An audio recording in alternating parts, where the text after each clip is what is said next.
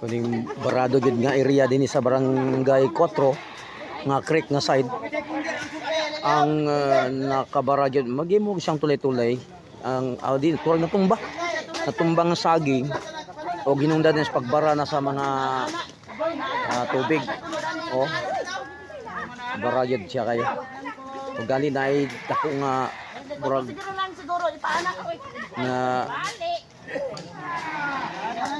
kahoy nga kon murag katri nga na hulog. Uy. Pasti. So, pato ayha pa in town. Okay, ayha pa. Ayha pa gid in town nga na open ang kwan. So napay kay mga sagbot makita na to. Grabe.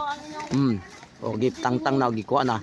Ayha pa nakaginhawa ang tubig ang pag-agi sa maong tubig. No, grabe nga diri nga area sa ini puro barangay 4 nga side.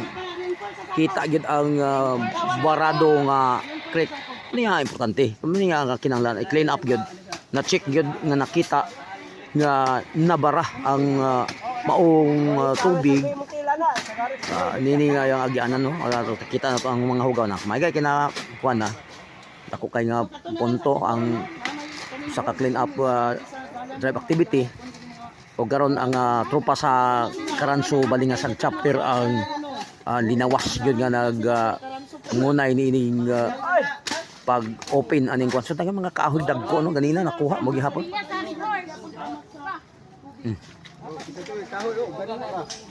So no, nagana kayo na munay delikado bag may makabara.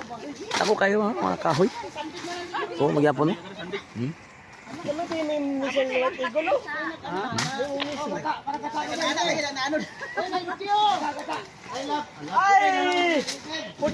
Aya pa nakalihok ang sagbot no.